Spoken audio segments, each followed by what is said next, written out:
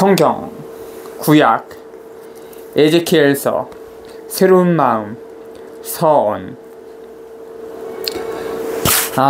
에제키엘 예언자는 주전 593년부터 571년까지 활동을 했다. 자기 백성 일부와 더불어 바빌로니아에 귀양살이를 온 사제로서 그는 거기에서 하나님의 말씀을 선포한다.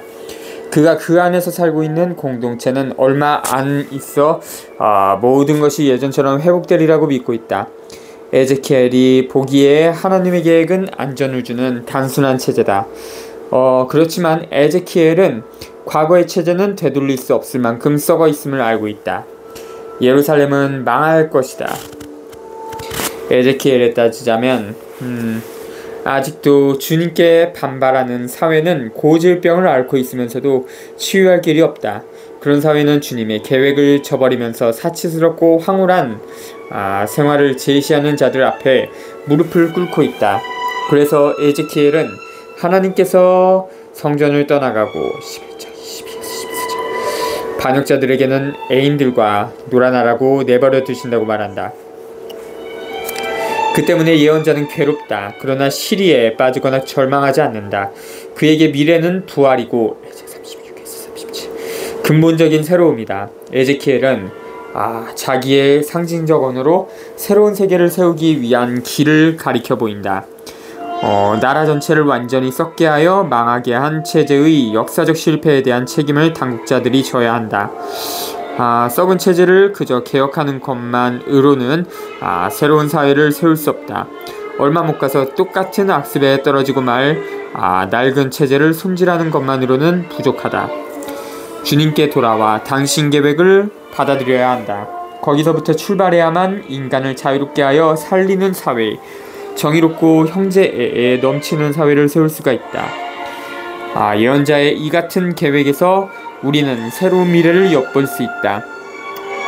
즉 하나님께서 당신 백성 가운데로 돌아와서 근본적으로 새로운 사회를 일으켜 세우실 것이다. 그런 사회 안에서는 모든 사람이 사랑과 정의에서 출발한 사회관계를 세우는 결정 및 재화의 생산, 분배, 이용에 똑같은 자격으로 참여할 수가 있을 것이다.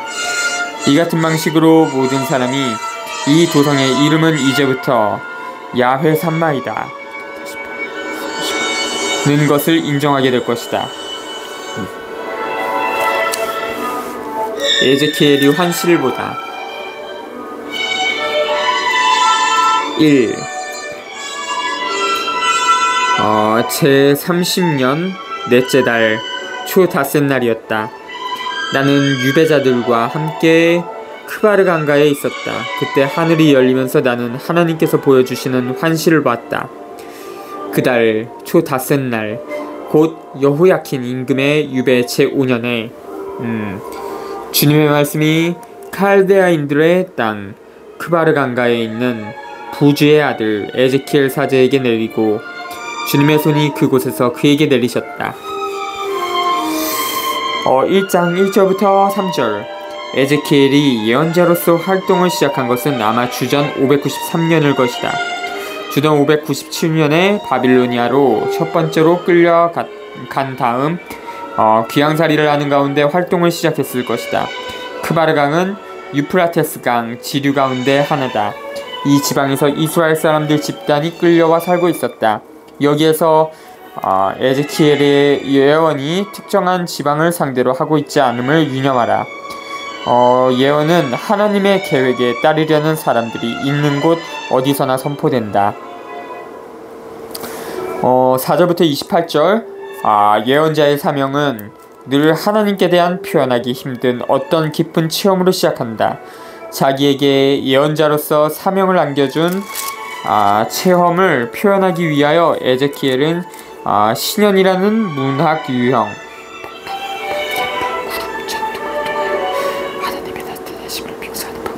을 사용한다. 에제키엘이 묘사하는 바를 다시 구성하거나 상상하는 일은 어렵고 불가능하기까지 하다. 중요한 것은 에제키엘이 귀양살이를 하는 동안에 현존하여 계시고 당장 활동에 들어가려는 살아계시는 하나님께 대한 체험을 하고 있음을 깨닫는 일이다.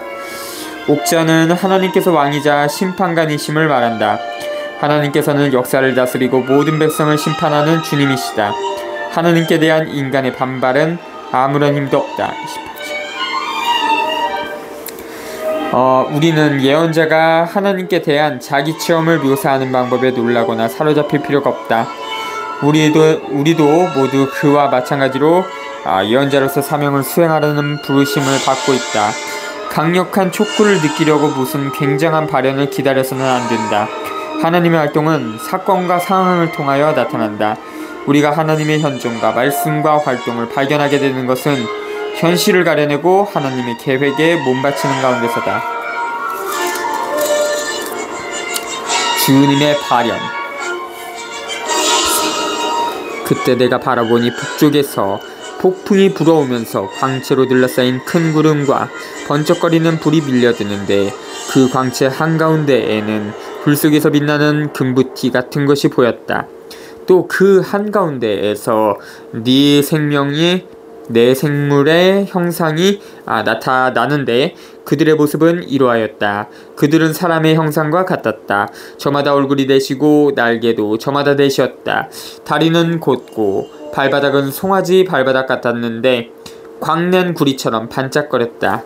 그들의 날개 밑에는 사방으로 사람 손이 보였고 네 생물이 다 얼굴과 날개가 따로 있었다.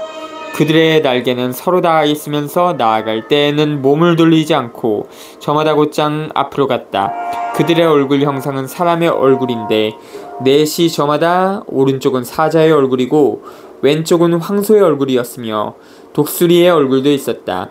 이것이 그들의 얼굴이었다. 그들의 날개는 위로 펼쳐진 채 저마다 두 날개는 서로 닿고 다른 두 날개는 몸을 가리고 있었다. 그들은 저마다 곧장 앞으로 나아가는데 몸을 돌리지 않고 어디로든 영이 가려는 곳으로 갔다. 그 생물들 가운데에는 불타는 숯불 같은 것이 있었는데 생물들 사이를 왔다 갔다 하는 횃불의 모습 같았고 그 불은 광채를 낼 뿐만 아니라 그 불에서는 번개도 터져나왔다. 그리고 생물들은 번개가 치는 모습처럼 나왔다 들어갔다 하였다. 내가 그 생물들을 바라보니 생물들 옆 땅바닥에는 내 얼굴에 따라 바퀴가 하나씩 있었다.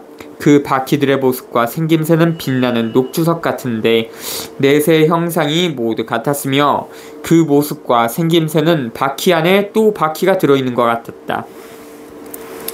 그것들이 나아갈 때에는 몸을 돌리지 않고 사방 어디로든 갔다. 바퀴, 테두리는 모두 노랗고 보기에 무서운 데다 그 네 테두리 사방에 눈이 가득하였다. 그 생물들이 나아가면 그 곁에서 바퀴들도 나아가고 생물들이 땅에서 떠오르면 바퀴들도 떠올랐다.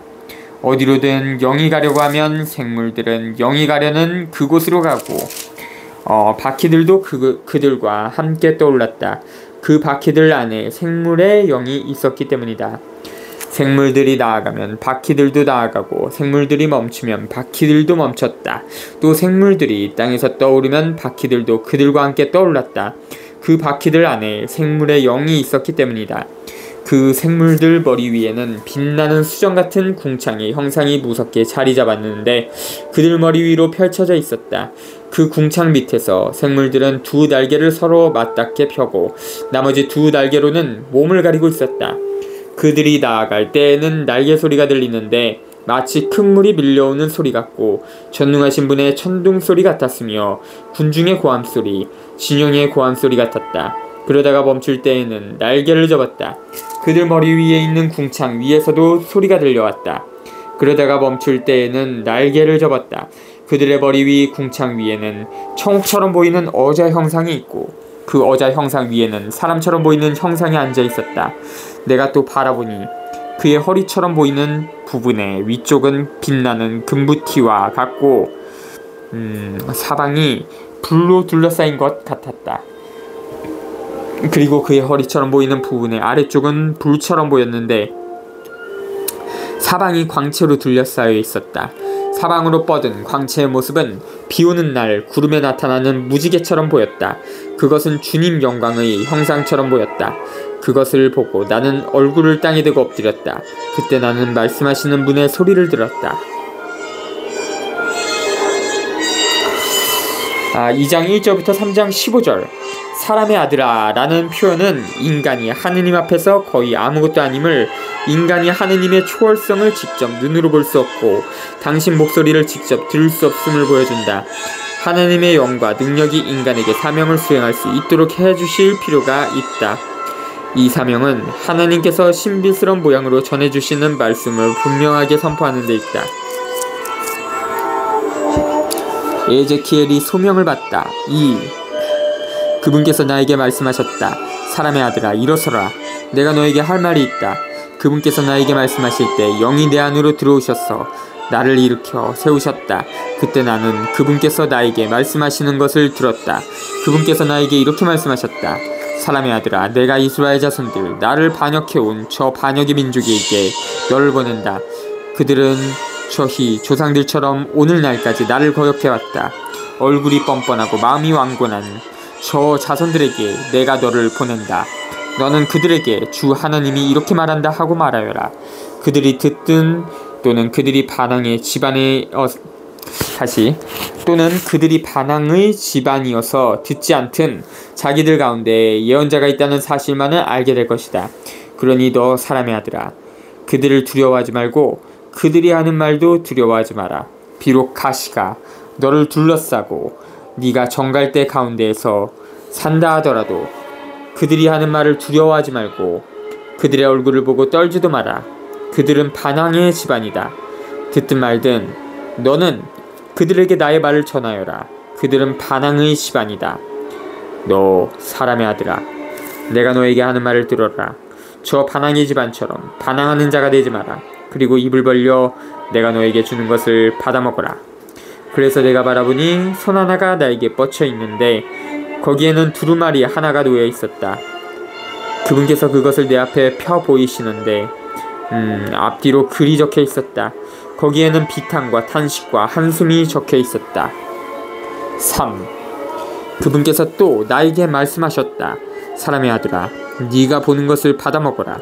이 두루마리를 먹고 가서 이스라엘 집안에게 말하여라. 그래서 내가 입을 벌리자 그분께서 그 두루마리를 입에 넣어주시며 나에게 말씀하셨다. 사람의 아들아, 내가 너에게 주는 이 두루마리로 배를 불리고 속을 채워라. 그리하여 내가 그것을 먹으니 꿀처럼 입에 달았다. 그분께서 다시 나에게 말씀하셨다. 사람의 아들아, 이스라엘 집안에게 가서 그들에게 내 말을 전하여라. 이상한 말과 어려운 언어를 쓰는 민족이 아니라 바로 이스라엘 집안에게 너를 보낸다. 네가 알아듣지 못하는 이상한 말과 어려운 언어를 쓰는 많은 민족들에게 너를 보내는 것이 아니다. 차라리 내가 너를 그들에게 보낸다면 그들은 네 말을 들을 것이다. 그러나 이스라엘 집안은 네 말을 들으려 하지 않을 것이다. 이스라엘 집안은 모두 이마가 단단하고 마음이 굳은 자들이어서 내 말을 들으려 하지 않을 것이다. 봐라, 내가 네 얼굴도 그들의 얼굴처럼 단단하게 만들고 네 이마도 그들의 이마처럼 단단하게 만들었다. 네 이마를 바위보다 단단하게 하여 금강석처럼 만들었다. 그러니 그들을 두려워하지 말고 그들의 얼굴을 보고 떨지도 마라. 그들은 반항의 집안이기 때문이다.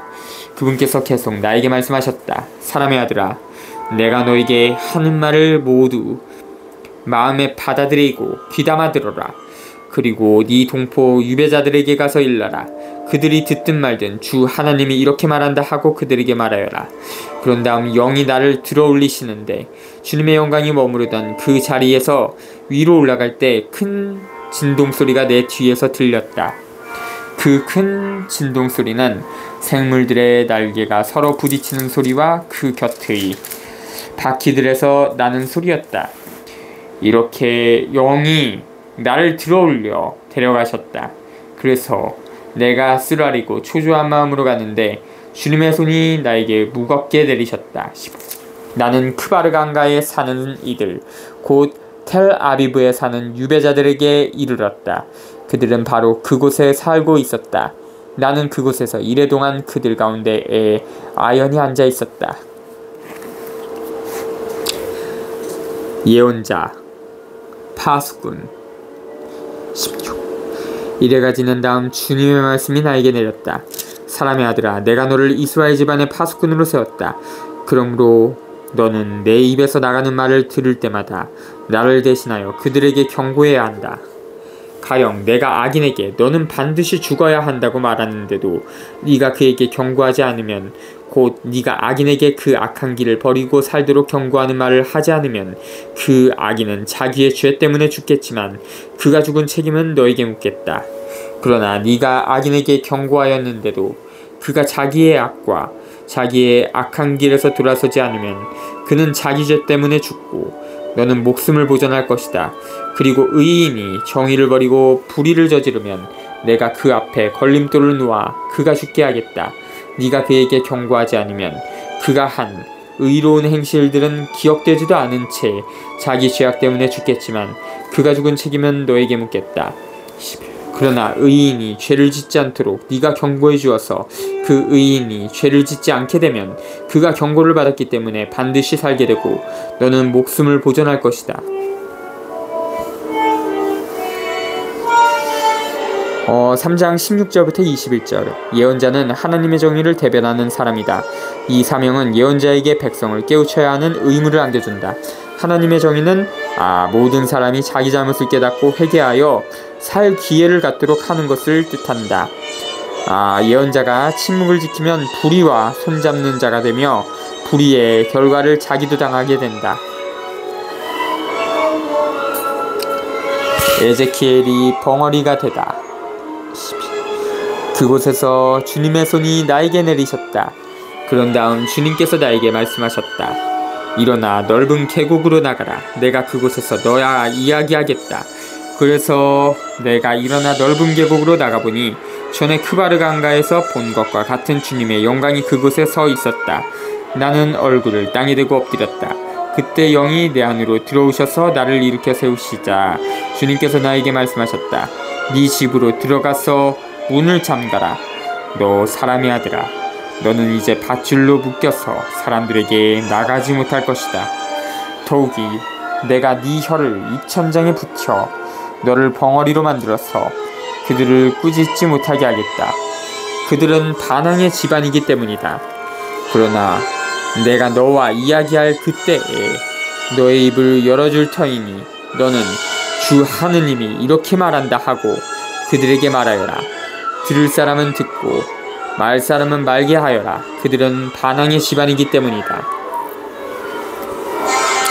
22에서 27절. 예언자의 사명 수행은 반대에 부딪혀 어려움을 겪게 된다. 많은 경우 예언자는 행동에 제약을 받게 된다. 중요한 것은 활동에 들어갈 확실한 시점을 조심스럽게 알아내는 일이다.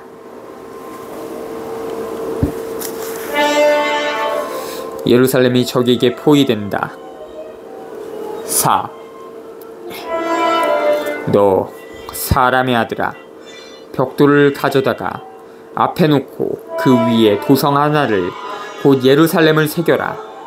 그런 다음 그 도성에 포위망을 쳐라. 공격 보루를 세우고 공격 축대를 쌓아라. 또 진을 치고 성벽 부수는 기계를 성 둘레에 놓아라. 그리고 너는 철판을 가져다가 너와 그 도성 사이에 철벽을 세우고 그 도성에서 얼굴을 돌리지 마라. 이렇게 그 도성을 포위하고 포위망을 좁혀라. 이것이 이스라엘 집안에게 보여주는 표징이다. 너는 또 왼쪽 옆구리를 바닥에 대고 누워서 그 위에 이스라엘 집안의 죄를 놔라. 그렇게 누워있는 날수만큼 네가 그들의 죄를 짊어지는 것이다. 나는 그들 죄의 횟수만큼 날수를 정하였으니 곧 390일이다. 너는 그렇게 이스라엘 집안의 죄를 짊어져야 한다. 그 날수를 채운 다음에는 오른쪽 옆구리를 바닥에 대고 누워서 유다 집안의 죄를 짊어져라. 하루를 한 해씩으로 쳐서 40일 동안이다. 너는 포위된 예루살렘에서 얼굴을 돌리지 말고 팔을 걷어붙인 채 그 도성을 거슬러 예언하여라. 8. 나는 너를 밧줄로 묶어서 네가 갇혀있는 기한이 다 찰 때까지 옆구리를 이쪽에서 저쪽으로 돌리지 못하게 하겠다. 4절부터 8절. 예언자로서 고통스러운 또 다른 상징적 활동은 기양살이하는 백성 을 나타낸다. 그렇지만 앞날은 밝다. 어느 날인가 귀양살이가 끝날 것이다. 9에서 17절. 예루살렘이 포위된 가장 심각한 결과 가운데 한 가지는 굶주림과 목마름, 그리고 그에 따르는 온갖 비참한 상태이다. 그러나 그보다 심각한 최악의 사태가 곧 닥칠 것이다. 즉 귀양살이와 더불어 정결한 자와 불결한 자, 거룩한 것과 속된 것 사이에 구분이 없어지고, 그렇게 됨으로써 주님의 백성이라고 할 수 있는 본 모습이 흔들릴 것이다. 이에 에제키엘은 상징적인 행동으로서 백성이 자기네 본 모습을 주장하기 위한 새로운 형태와 방법을 창조해야 함을 보여준다.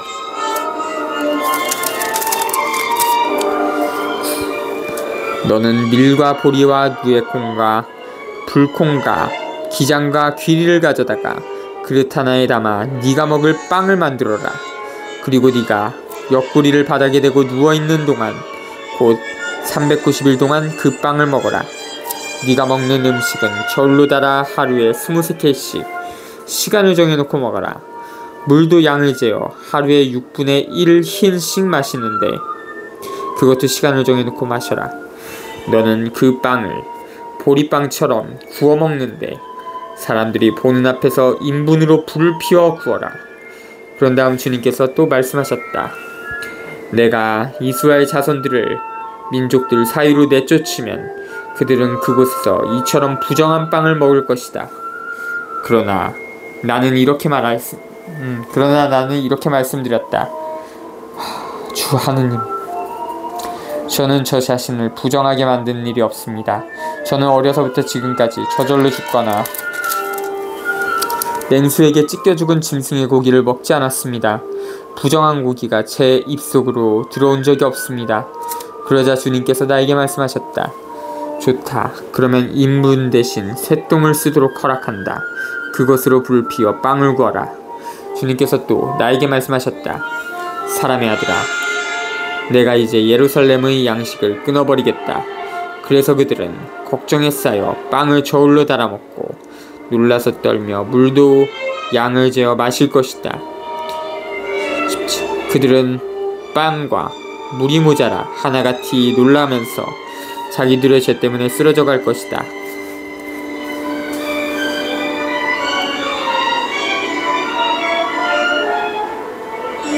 머리카락과 수염을 깎는 상징 행동. 5. 너 사람의 아들아, 날카로운 칼을 한 자루 가져다가 그것을 이발사의 면도날처럼 사용하여 네 머리카락과 수염을 깎고 저울을 가져다가 그것을 나눠라. 그리고 포위기간이 끝날 때 3분의 1은 성 안에서 불로 태워버리고 3분의 1은 가져다가 성을 돌며 칼로 내리치고 또 3분의 1은 바람에 날려버려라.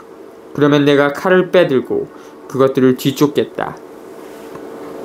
그러나 그것들 가운데에서 조금은 남겨두었다가 네 옷자락에 묶어두어라. 다시 그 가운데에서 얼마를 꺼내어 불 속에 던져 살라라. 거기에서 불이 나와 온 이스라엘 집안으로 번질 것이다. 상징 행동의 풀이. 주 하나님이 이렇게 말한다. 이것이 예루살렘이다. 나는 그 도성이 문나라에 둘러싸여 민족들을 한가운데에 자리잡게 하였다. 그러나 예루살렘은 나의 법규들을 다른 민족들보다 더 악하게 거슬렀다. 나의 규정들을 둘레에 있는 나라들보다 더 거슬렀다. 정녕 그들은 나의 법규들을 업신여기고 나의 규정들을 따르지 않았다. 그러므로 주 하나님이 이렇게 말한다. 너희는 둘레에 있는 민족들보다 더 반항하여 내 규정들을 따르지 않고 내 법규들을 지키지 않았으며 오히려 둘레에 있는 민족들의 법규들을 지켰다. 그러므로 주 하나님이 이렇게 말한다. 봐라. 나도 너 예루살렘을 대적하겠다. 그리고 민족들이 보는 앞에서 네 가운데에 벌을 내리겠다. 너의 그 모든 역겨운 것 때문에 내가 전에도 하지 않았고 앞으로도 하지 않을 그런 일을 너에게 하겠다. 그리하여 네 자식 가운데에서 아버지가 자식을 잡아먹고 자식이 아버지를 잡아먹게 될 것이다. 나는 이렇듯 너에게 벌을 내리고 그러고도 너에게 남은 자식들을 모두 사방으로 흩어버리겠다. 그러므로 내 생명을 걸고 말한다. 주 하느님의 말이다. 네가 너의 그 모든 혐오스러운 것과 역겨운 것으로 나의 성전을 부정하게 만들었기 때문에 나도 너를 잘라내고 동정하지 않으며 또한 불쌍히 여기지도 않겠다. 너의 주민 3분의 1은 성 안에서 흑사병으로 죽거나 굶주림으로 쓰러져 가고 3분의 1은 너의 성 둘레에서 칼에 맞아 쓰러질 것이다. 또 3분의 1은 내가 사방으로 흩어버린 다음 칼을 빼들고 그들을 뒤쫓겠다. 나는 이렇게 내 분노를 다 쏟아내어 그들에 대한 화를 가라앉히고 내 속을 후련하게 하겠다. 이렇듯 내가 그들에 대한 화를 다 쏟을 때 그들은 비로소 나 주님이 질투 속에서 말하였음을 알게 될 것이다. 나는 또 지나가는 모든 이가 보도록 네 둘레에 있는 민족들 사이에서 너를 폐허와 우윳거리로 만들겠다. 내가 분노하고 화를 내며 열화 같은 징계로 너에게 벌을 내리면 너는 둘레에 있는 민족들에게 우윳거리와 치욕거리가 되고 교훈과 놀람거리가 될 것이다. 나 주님이 말하였다. 너에게 비참한 굶주림의 화살 곧 너희를 파멸시키려고 멸망의 화살을 쏠 때 나는 너희의 굶주림을 더욱 심하게 하고 너희의 양식을 끊어버리겠다. 나는 또 너희에게 굶주림만이 아니라 사나운 짐승들을 보내어 너희 자식들을 앗아가게 하겠다. 그리고 흑사병과 피가 너 예루살렘을 휩쓸어 지나가게 하고 너를 칠 칼을 끌어들이겠다. 나 주님이 말하였다. 5장 1절부터 17절 이 새로운 상징적인 활동은 예루살렘과 그 주민의 운명을 보여준다. 예루살렘이 적에게 포위되어 불로 공격을 받아 쑥대밭이 되고 주민들은 다른 나라들로 흩어질 것이다. 불과 굶주림과 전쟁과 전염병으로 나라가 끝장날 것이다. 왜 그렇게 되었는가? 하느님의 백성이 사랑과 정의를 알고 있으면서도 실천하지 않았기 때문이다. 하나님과 계약을 맺었지만 그 계약을 생활 속에서 지키지 않았기 때문이다. 하나님의 계획의 중심인 사랑과 정의의 실천을 기초로 삼지 않는 그 어떤 사회도 자기 스스로를 무너뜨리는 사회이며 다른 사람들로 하여금 자기처럼 불의한 약속을 저지르도록 부추기는 사회다. 6장 2절부터 14절 약속받은 땅 전체가 우상숭배 때문에 파괴될 것이다. 백성이 주님의 계획을 반대하게 된 것은 우상숭배 때문이다.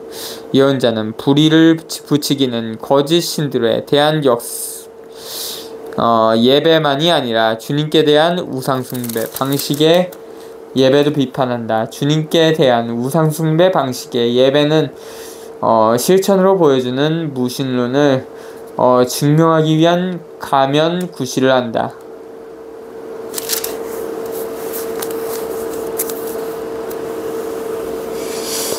이스라엘의 우상숭배 6. 주님의 말씀이 나에게 내렸다. 사람의 아들아, 이스라엘의 산들을 향해 얼굴을 돌리고 그것들을 거슬러 예언하여라. 너는 이렇게 말하여라. 이스라엘 산들아, 주 하나님의 말을 들어라. 주 하나님이 산과 언덕, 시내와 골짜기에게 말한다. 봐라, 나 이제 너희를 칠 칼을 끌어들여 너희 신당들을 없애버리겠다. 너희 제단들은 폐허가 되고 너희 분향제단들은 부서질 것이다. 그리고 나는 너희 가운데에서 살해된 자들을 너희 우상들을 앞으로 던져버리겠다. 나는 또 이스라엘 자손들의 주검을 그들의 우상들 앞에 가져다 놓겠다. 그리고 너희 뼈를 너희 제단 둘레에 뿌려놓겠다.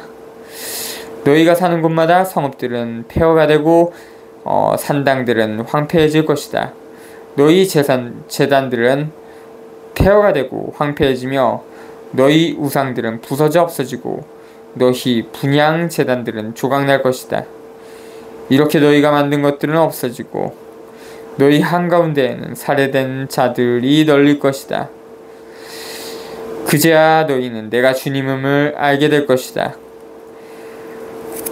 그러나 너희가 여러 나라로 흩어진 다음에는 내가 너 일부를 남겨 민족들 가운데에서 칼을 벌였으나 살아남게 하겠다.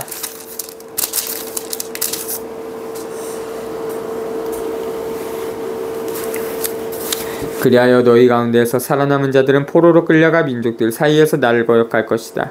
나를 기억할 것이다. 나를 배반하여 가늠하던 그들의 마음과 자기들의 우상들을 쫓아 가늠하던 그들의 눈을 나는 부숴버리겠다. 그러면 그들 자신에게도 자기들이 저지른 악행들, 자기들의 그 모든 역겨운 짓들이 메스껍게 보일 것이다. 그제야 그들은 내가 주님임을 알게 될 것이다. 내가 그들에게 이런 재앙을 내리겠다고 한 것은 빈말이 아니다. 주 하나님께 이렇게 말씀하신다. 주 하나님께서 이렇게 말씀하신다. 너는 손바닥을 치고 발을 구르면서 말하여라. 아, 슬퍼라. 이스라엘 집안이 저지른 악하고 역겨운 그 모든 짓, 그들은 칼과 굶주림과 흑사병으로 쓰러질 것이다. 멀리 있는 자들은 흑사병으로 죽고 가까이 있는 자들은 칼에 맞아 쓰러지며 남은 자들과 보호를 받던 자들은 굶주림으로 죽어갈 것이다. 나는 이렇게 내 화를 그들에게 다 쏟겠다. 높은 언덕마다 산봉우리마다 푸른 나무 아래마다 잎이 우거진 향염나무 아래마다 자기들의 온갖 우상에게 향기로운 제물을 바치던 곳에 자기네 제단들 둘레에 있는 그 우상들 사이에 살해된 자들이 널리게 되면 그제야 너희는 내가 주님임을 알게 될 것이다. 14. 이렇게 나는 그들에게 손을 뻗어 광야에게서 리블라에 이르기까지 그들이 사는 땅을 모조리 황무지와 불무지로 만들겠다.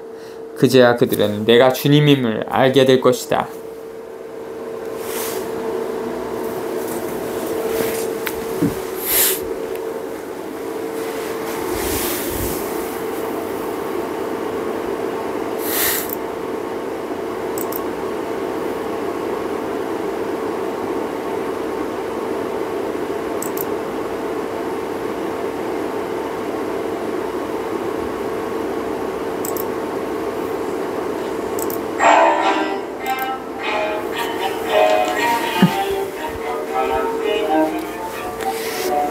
이스라엘의 종말이 다가왔다.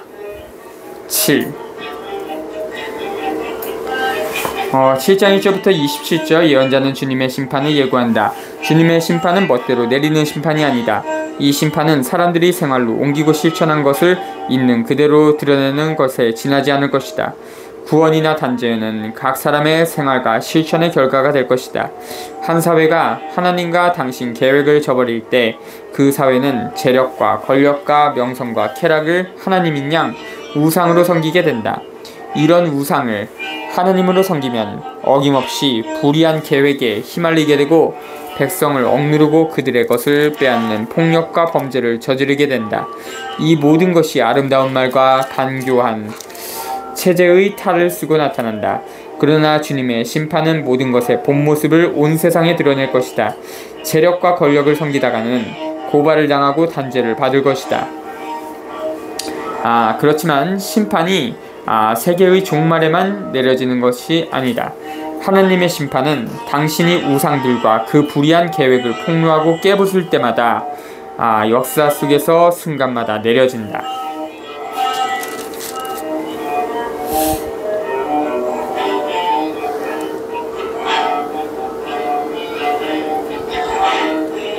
이스라엘의 종말이 다가왔다. 7. 주님의 말씀이 나에게 내렸다. 너 사람의 아들아, 말하여라. 주 하나님이 이스라엘 땅에게 이렇게 말한다. 끝이 왔다. 이 땅 사방의 끝이 왔다. 이제 너에게 끝이 닥쳤다. 나 이제 너에게 내 분노를 쏟아붓고 네가 걸어온 길에 따라 너를 심판하며 너의 역겨운 짓들을 모두 너에게 되갚으리라. 나는 너를 동정하지도 않고 불쌍히 여기지도 않으리라. 오히려 네가 걸어온 길을 너에게 되갚고 너의 역겨운 짓들을 네 가운데에 남아있게 하리라. 그제야 너희는 내가 주님임을 알게 되리라. 주 하나님이 이렇게 말한다. 봐라, 재앙에 재앙이 잇따라온다. 끝이 왔다. 끝이 왔다. 봐라, 그 끝이 깨어나 너에게 왔다. 이 땅의 주민들아, 너에게 끝장이 왔다. 그때가 왔다. 그날이 가까웠다. 산에서 지르던 환우의 날이 아니라 경악의 날이다. 나는 이제 곧 너에게 내 화를 퍼붓고 너에게 내 분노를 다 쏟으리라. 네가 걸어온 길에 따라 너를 심판하고 너의 역겨운 짓들을 모두 너에게 되갚으리라. 나는 동정하지도 않고 불쌍히 여기지도 않으리라.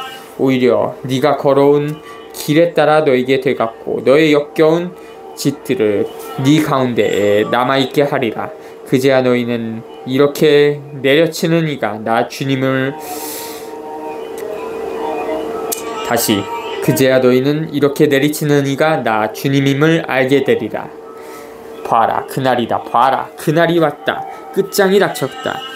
몽둥이는 꽃을 피우고 교만은 봉우리를 맺었다. 폭력이 일어나 죄악의 몸뚱이가 되었다.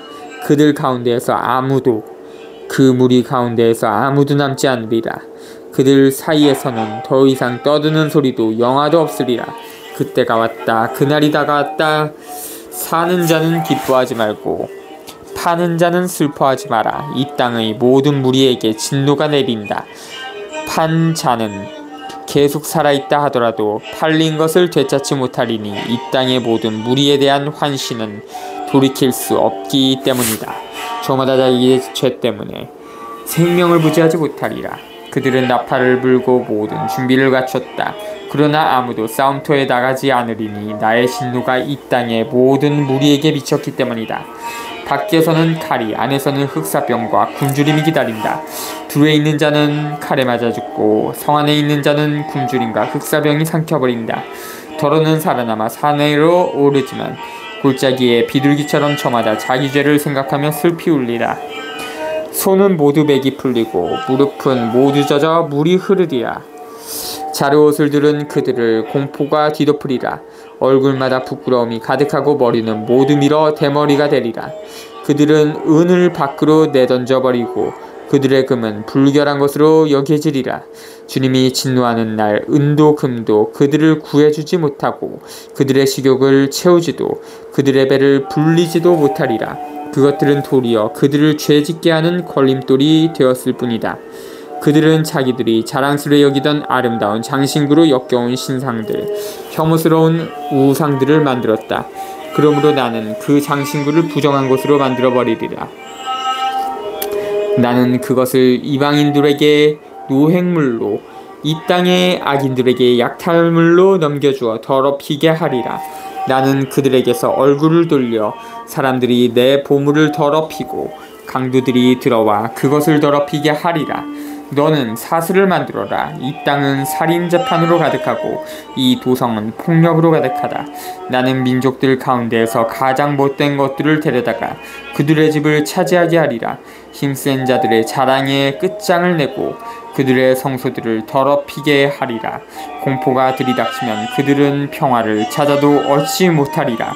파멸에 파멸이 겹쳐오고 소문에 소문이 뒤따르는데 예언자에게 환시를 구하여도 얻지 못하고 사제에게서는 가르침이 원로들에게서는 조언이 사라져버리리라. 17. 임금은 슬퍼하고 제후는 절망을 옷처럼 입으며 이 땅에 사는 백성의 손은 떨리리라. 나는 그들이 걸어온 길에 따라 그들을 다루고 그들의 판결에 따라 그들에게 판결을 내리리라. 그제야 그들은 내가 주님임을 알게 되리라. 예루살렘의 우상숭배. 8. 제6년 여섯째 달 초 닷새 날 나는 내 집에 앉아있고 유다의 원로들은 내 앞에 앉아있을 때에 주 하나님의 손이 나에게 내리셨다. 내가 바라보니 사람처럼 보이는 형상이 있었다. 허리처럼 보이는 부분 아래는 불이고 허리 위는 빛나는 금부티의 광채처럼 보였다. 그 영상이 손 같은 것을 내밀어 내 머리채를 잡았다. 그러자 하느님께서 보여주시는 환시 속에서 영이 나를 땅과 하늘 사이로 들어올리셔서 예루살렘으로 곧 북쪽으로 난 안뜰 대문 어귀로 데려가셨다. 그곳은 질투를 일으키는 우상이 놓여있는 자리였다. 그리고 거기에는 내가 전에 넓은 계곡에서 본 모습과 같은 이스라엘 하나님의 영광이 있었다. 그분께서 나에게 말씀하셨다. 사람의 아들아, 북쪽으로 눈을 들어 보아라. 내가 북쪽으로 눈을 들어 보니 제단 대문 북쪽 어귀에 그 질투의 우상이 있었다. 그분께서 또 나에게 말씀하셨다. 사람의 아들아, 이들이 무슨 일을 하는지 보이느냐?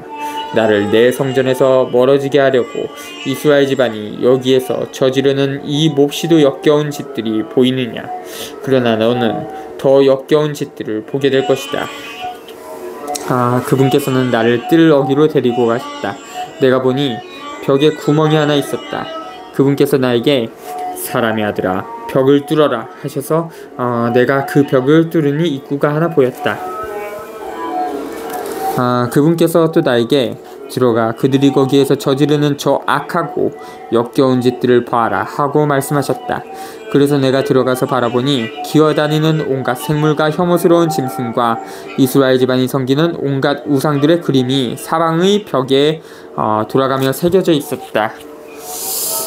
그리고 이스라엘 집안의 원로 70명이 사판의 아들 야자냐를 가운데에 세우고 저마다 향로를 들고 그 앞에 서 있는데 향기로운 향 연기가 올라가고 있었다. 그분께서 나에게 말씀하셨다. 사람의 아들아, 이스라엘 집안의 원로들이 어둠 속에서 저마다 우상들을 새겨놓은 방에서 저지르는 짓들을 보았느냐? 그러면서 저들은 주님께서는 우리를 보고 계시지 않는다. 주님께서는 이 땅을 버리셨다 하고 말한다. 그러고 나서 너는 그들이 저지르는 더 역겨운 짓들을 보게 될 것이다 하고 말씀하셨다. 이어서 그분께서는 나를 주님의 집 북쪽 대문 어귀로 데려가셨는데 그곳에서는 여자들이 앉아서 탐무주신을 애도하고 있었다. 그분께서 나에게 말씀하셨다. 사람의 아들아, 봤느냐? 너는 이보다 더 역겨운 짓들을 보게 될 것이다. 그런 다음 그분께서는 나를 주님의 집 안뜰로 데려가셨다. 그곳 주님의 성소 어귀에서 현관과 제단 사이에 25명가량의 사람이 주님의 성소를 등지고 얼굴을 동쪽으로 향하고 있었다. 그들은 동쪽을 향하여 태양에게 절하고 있었던 것이다. 그분께서 나에게 말씀하셨다. 사람의 아들아, 보았느냐? 여기에서 저지르는 저 역겨운 짓들이 유다 집안에게는 하찮은 일이라고 하겠느냐? 그런데도 그들은 이 땅을 폭력으로 가득 채워 계속 내 화를 돋운다. 봐라. 그들이 나뭇가지를 코에 갖다 대고 있지 않느냐? 그러므로 나도 이제는 하나는 대로 하겠다. 동정하지도 않고 불쌍히 여기지도 않겠다. 그들이 큰 소리로 내 귀에다 부르짖어도 나는 그들의 말을 들어주지 않겠다. 8장 1절부터 18절. 예루살렘 성전은 성명의 계획을 실현하기 위하여 백성과 더불어 계약과 동맹을 맺은 주 하나님께서 현존하시는 성사였다. 그런데 당국자들은 다른 나라들과 동맹을 맺고 뜻을 함께하기 위하여 주님의 성전을 더럽히고 주님의 계획과 다르고 반대되기까지 한 계획을 가진 이방인 신들을 예배하는 곳으로 바꿔버렸다. 당국자들의 기능은 백성을 도와 하나님의 계획을 역사 속에서 발견하고 구체화하도록 하는 데 있다. 당국자들이 낡은 구조화 제도를 보존하기 위하여 그리고 자기네 권력과 특권을 지키기 위해 부자들 및 힘있는 자들과 손잡을 때 그들은 백성을 타락하게 하고 자기네 기능을 완전히 저버리게 된다. 9장 1절부터 11절. 우상 숭배와 불의는 치유할 수 없는 파괴를 불러온다. 그러나 주님의 징벌이 아무리 클지라도 그 징벌이 모든 사람 위에 내리지는 않을 것이다. 우상 숭배자들과 불의한 자들만이 징벌을 받을 것이다. 정의로운 백성은 화를 면할 것이다. 이마의 표는 히브리어 알파벳 T자에 해당한다. 다시 한번 예언자는 하나님의 정의가 무엇인지를 보여준다. 구원과 멸망은 각 사람의 사람됨 및 행한 바에 따라 받는 결과이다. 불의한 모든 체제는 자기와 공생하던 모든 자들과 더불어 머지않아 스스로 망할 것이다.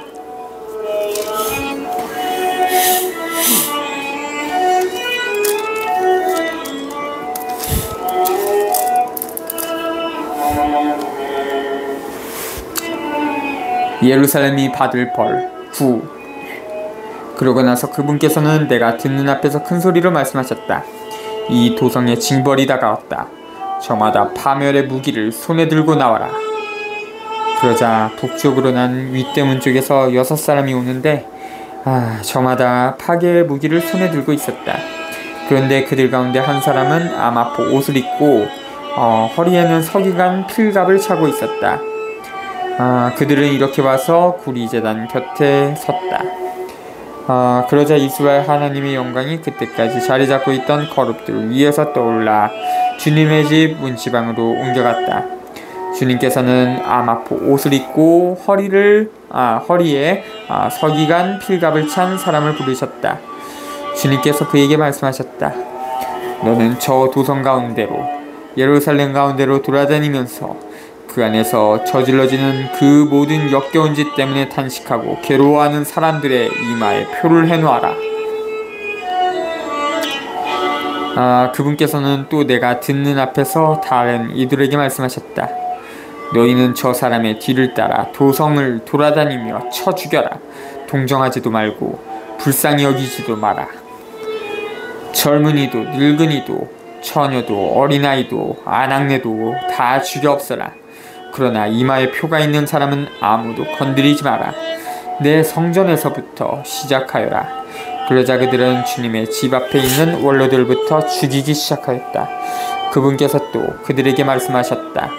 너희는 이 집을 부정하게 만들어라. 그 뜰들을 살해된 자들로 채워라. 가거라. 그러자 그들은 도성으로 나가서 사람들을 쳐 죽였다. 그들이 사람들을 쳐 죽이는 동안 홀로 남은 나는 얼굴을 땅에 대고 엎드려 부르짖었다. 주 하느님, 예루살렘에다 이렇게 화를 쏟으시어 이스라엘의 남은 자들을 모두 파멸시키실 작정이십니까? 그러자 그분께서 나에게 말씀하셨다. 이스라엘과 유다 집안의 죄가 너무나 크다. 이 땅은 피로 가득하고 이 도성은 불법으로 가득하다. 그러면서 저들은 주님께서는 이 땅을 버리셨다. 주님께서는 우리를 보고 계시지 않는다고 하고 말한다.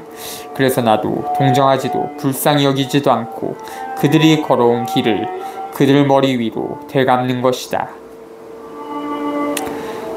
그러는데 아마포 옷을 입고 허리에 필갑을 찬 사람이 와서 명령하신 대로 하였습니다 하고 보고하였다.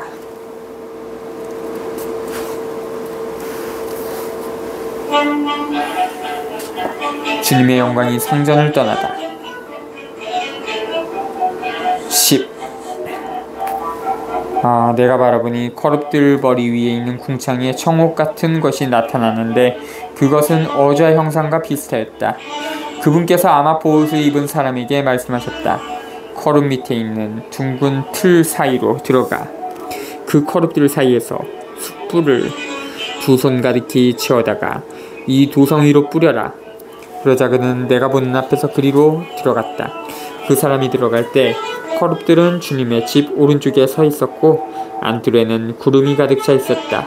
그 뒤 주님의 영광이 거룩들 위에서 떠올라 주님의 집 문지방으로 옮겨가자 주님의 집은 구름으로 가득 차고 들은 주님 영광의 강체로 가득 찼다. 그리고 거룩들의 날개 소리가 바깥들까지 들리는데 전능하신 하나님께서 말씀하실 때에 나는 소리와 같았다. 그분께서 아마포 옷을 입은 사람에게 둥근 틀 사이에서 거룩들 사이에서 불을 집어내어라 하고 명령하시자 그는 가서 바퀴 곁에 섰다. 그러자 거룩 하나가 거룩들 사이에서 손을 내밀어 그들 사이에 있는 불을 집어들고 아마포 옷을 입은 이에 2손에 넘겨주니 그가 그것을 들고 나왔다. 거룩들의 날개 밑에는 사람의 손 같은 것이 보였다. 내가 또 바라보니 바퀴 4개가 커룹들 곁에 있는데 커룹마다 곁에 바퀴가 하나씩 달려 있었다. 그 바퀴들의 모습은 빛나는 녹주석 같았다. 그것들의 모습은 넷이 똑같은 형상인데 바퀴 안에 또 바퀴가 들어있는 것 같았다. 그것들이 나아갈 때에는 몸을 돌리지 않고 사방 어디로든 갔다. 어디로든 머리 쪽이 향하는 곳으로 나머지도 나아가면서 몸을 돌리지 않고 그 뒤를 따라갔다. 그들의 몸 전체, 등과 손과 날개와 바퀴에까지 곧 4커룹의 바퀴들에까지 사방에 눈이 가득하였다. 바퀴들은 내가 듣기에 둥근 틀이라고 불렸다. 커룹마다 얼굴이 넷인데 첫째는 커룹의 얼굴이고 둘째는 사람의 얼굴, 셋째는 사자의 얼굴, 넷째는 독수리의 얼굴이었다. 그 커룹들이 치솟았다. 그들은 내가 크바르강가에서 본 바로 그 생물들이었다. 커룹들이 나아가면 바퀴들도 곁에서 함께 갔다. 바퀴들이 날개를 펴고 땅에서 떠올라도 바퀴들은 커룹들 곁에서 떨어져 나가지 않았다. 커룹들이 멈추면 함께 멈추고 커룹들이 떠오르면 함께 치솟았다. 바퀴들 안에 생물의 영이 있었기 때문이다. 주님의 영광이 주님의 집 문지방에서 나와 커룹들 위에 멈췄다. 그러자 커룹들은 날개를 펴고 내가 보는 앞에서 땅에서 치솟았다. 그들이 나갈 때에 바퀴들도 옆에서 함께 나갔다. 그들이 주님의 집 동쪽 대문 어귀에 멈추는데 이스라엘 하나님의 영광이 그들 위에 자리 잡고 있었다. 나는 크바르강가에서 이스라엘의 하나님을 떠받들고 있는 생물들을 봤다. 나는 그들이 커룹임을 알 수 있었다. 그들은 저마다 얼굴이 넷이고 날개도 넷인데 날개 밑에는 사람의 손 같은 형상이 있었다. 또 그들의 얼굴 형상은 내가 크바르강가에서 봤던 모습, 바로 그 얼굴이었다. 그들은 저마다 곧장 앞으로 나아갔다. 10장 1절부터 22절 이 본문은 첫 장을 떠올리게 하지만 세부적으로 알아듣기가 어렵다. 그렇지만 예언자는 두 가지, 즉 주님의 분노가 예루살렘을 깨부수고 주님 자신이 성전을 버리실 것임을 분명히 보여준다. 달리 말하자면 하나님께서는 불의한 사회구조와 타협하실 수 없다는 것이다. 하나님께서는 불의한 사회구조를 버리신다. 그러나 사회가 망하는 것은 사회가 저지르는 악습 때문이다. 예루살렘이 하나님의 현존을 드러내기로 선택하신 대신 하나님께서 계시지 않음을 가리키는 곳이 된다. 예언자는 그런 예루살렘에 대하여 실망한다. 그 사회가 참된 하나님을 인정하지 않고 하나님의 계획을 역사적으로 구체화하는 일을 거절한다. 그런 사회와 손잡지 않는 사람만이 길을 만날 수 있다. 그런 사람은 낡은 사회를 적당히 고쳐보려는 가망 없는 노력을 하지 않고 근본적으로 새로운 사회를 계획하게 된다. 11장 1절부터 13절 1에서 3절은 첫 번째 기양살이를 하지 않는 자들에 대한 언급이다. 이 자들은 자기들이 하나님의 특권을 받았다고 생각하면서 계속 우상숭배와 불의를 저지르고 있다. 예언자는 그들을 경고한다. 즉 그들이 불행을 면한 것은 구원을 받았다는 표시가 아니라는 것이다. 언젠가 그들도 불의를 실천한 결과를 당할 수 있다는 것이다. 특권적인 상황을 누린다는 것은 하나님께서 우리의 생활을 인준하신다는 표시가 아니다. 오히려 그와 반대로 그 상태는 하나님의 계획에 맞추어 생활을 바꾸고 올바른 실천을 하지 않으면 더 큰 불행으로 바뀔 수 있다는 표시다.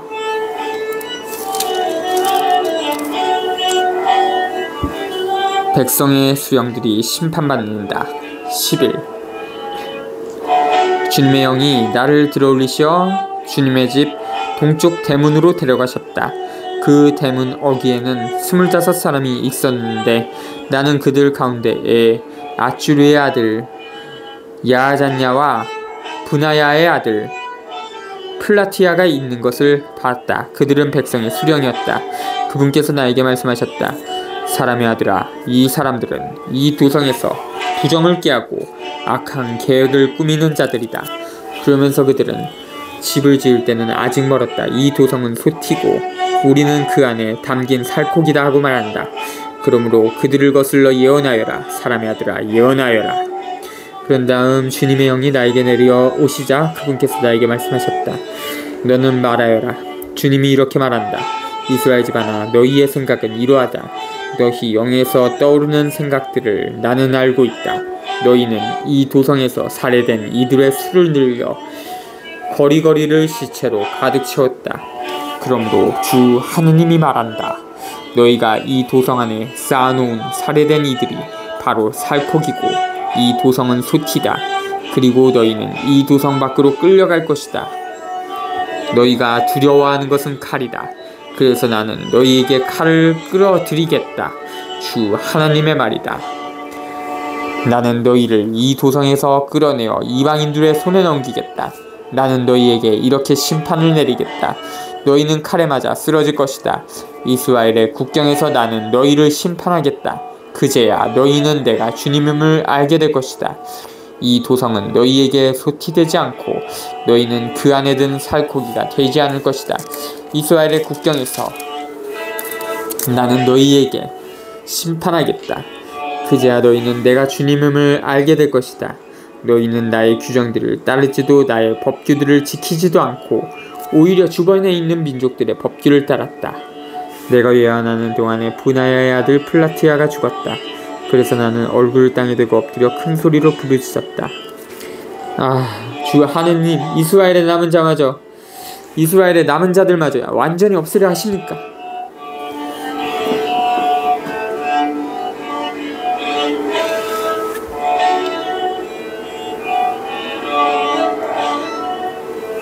유배자들에게 새 마음을 약속하시다.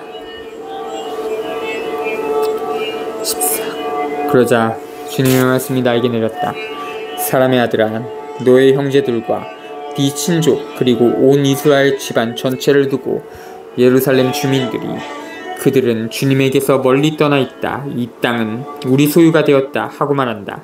그러니 너는 말하여라. 주 하나님이 이렇게 말한다. 내가 비록 그들을 멀리 민족들 사이로 쫓아버리고 여러 나라로 흩어버렸지만 그들이 가 있는 여러 나라에서 얼마간 그들에게 성전이 되어주겠다. 그러므로 너는 말하여라.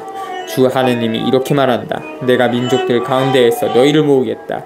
너희가 흩어져 사는 여러 나라에서 내가 너희를 모아들이겠다. 그런 다음 너희에게 이스라엘 땅을 주겠다. 그들은 여기로 돌아와서 혐오스러운 것들과 역겨운 것들을 모두 이 땅에서 치워버릴 것이다. 나는 그들에게 다른 마음을 넣어주고 그들 안에 새 영을 넣어주겠다. 그들의 몸에서 돌로 된 마음을 치워버리고 살로 된 마음을 넣어주어 그들이 나의 규정들을 따르고 나의 법규들을 준수하여 그대로 지키게 하겠다. 그리하여 그들은 나의 백성이 되고 나는 그들의 하나님이 될 것이다. 그러나 자기들의 혐오스러운 것들과 역겨운 것들을 따르는 마음을 가진 자들에게는 내가 그들이 걸어온 길을 그 머리 위로 대갚겠다. 주 하나님의 말이다.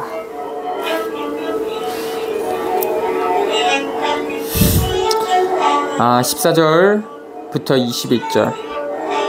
첫 번째 기양살이 25절을 면했다 해서 뻐기는 예루살렘에 남은 사람들에게 예언자는 주님께서 기양살이하는 사람들을 더 좋아하신다고 답변한다. 왜냐하면 기양살이에서 그들은 회개의 과정에 들어갔기 때문이라는 것이다. 주님께서는 새로운 이집트 탈출을 이룩하고 새로운 계약을 맺어 주실 것이다.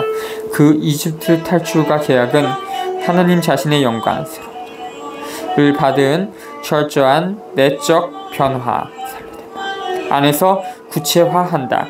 귀양살이하는 사람들이 온전한 마음을 갖게 된다는 것이다. 즉 우상 숭배를 버리고 오직 주님만을 섬긴다는 것이다. 주님의 계획을 실천한다는 것이다. 22절부터 25절은 10장 1절부터 22의 주참조.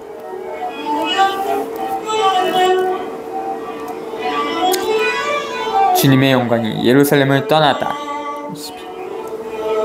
그런 다음 커룹들이 날개를 펴는데 그 곁의 바퀴들도 함께 움직였다. 그들 위에는 이스라엘 하나님의 영광이 자리 잡고 있었다. 그 주님의 영광이 도성 한가운데에서 떠올라 도성 동쪽에 있는 산 위에 멈췄다. 그때 하느님의 영이 보여주시는 환시 속에서 그 영이 나를 들어 올리셔서 갈대아에 있는 유배자들에게 데려가셨다.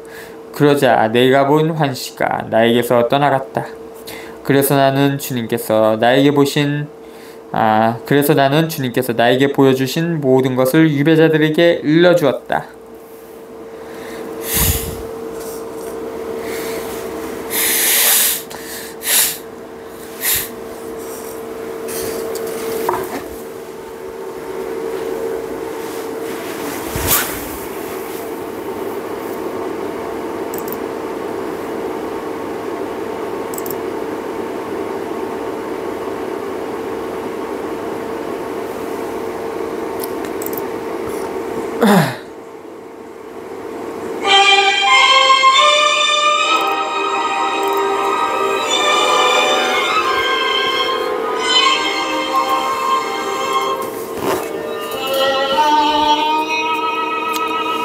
이스라엘의 멸망을 상징으로 보여주다.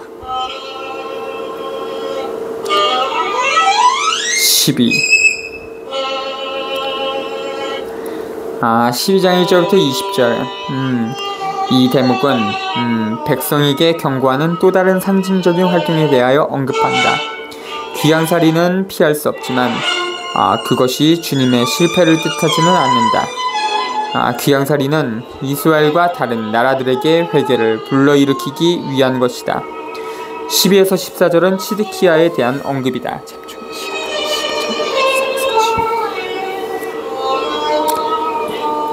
주님의 말씀이 나에게 내렸다. 사람의 아들아, 너는 반항의 집안 한가운데에서 살고 있다. 그들은 볼 눈이 있어도 보지 않고 들을 귀가 있어도 듣지 않는다. 그들이 반항의 집안이기 때문이다. 그러니 너 사람의 아들아, 유배짐을 꾸려 대낮에 그들이 보는 앞에서 유배를 가거라. 그들이 보는 앞에서 네가 사는 곳을 떠나 다른 곳으로 유배를 가거라. 행여 자기들이 반항의 집안임을 그들이 깨달을지도 모른다. 너는 짐을 유배짐처럼 싸서 대낮에 그들이 보는 앞에서 내어놓았다가 저녁에 그들이 보는 앞에서 유배를 떠나듯이 떠나라. 그들이 보는 앞에서 벽을 뚫고 나아가라. 너는 어두울 때에 그들이 보는 앞에서 짐을 어깨에 메고 나가는데 얼굴을 가리고 땅을 보지 마라. 나는 너를 이스라엘 집안을 위한 예표로 삼았다.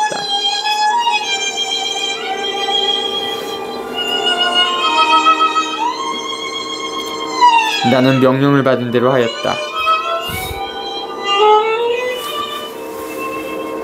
짐을 유배짐처럼 싸서 대낮에 내어놨다가 저녁에 손으로 벽을 뚫고 어두울 때에 그들이 보는 앞에서 짐을 어깨에 메고 나왔다. 이튿날 아침에 주님의 말씀이 나에게 내렸다. 사람의 아들아, 저 반항의 집안인 이스라엘 집안이 지금 무엇을 하고 있습니까? 하고 너에게 묻지 않았느냐? 그들에게 말하여라. 주 하느님이 이렇게 말한다.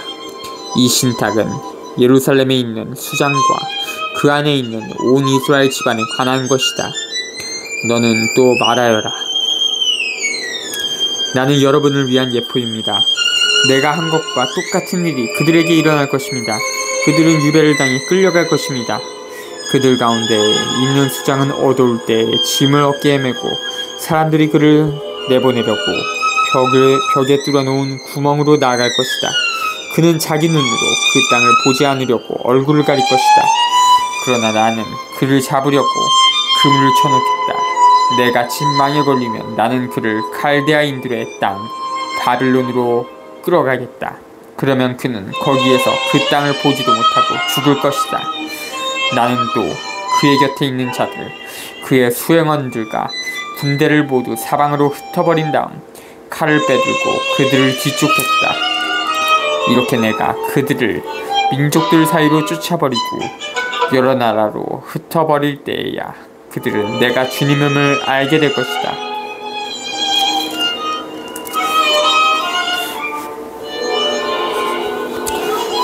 그러나 나는 그들 가운데 몇 사람을 남겨서 칼과 굶주림과 흑사병을 면하게 하여 그들이 가 있는 민족들 사이에서 자기들이 전에 저지른 역겨운 짓들을 모두 이야기하게 하겠다. 그제야 그들은 내가 주님임을 알게 될 것이다.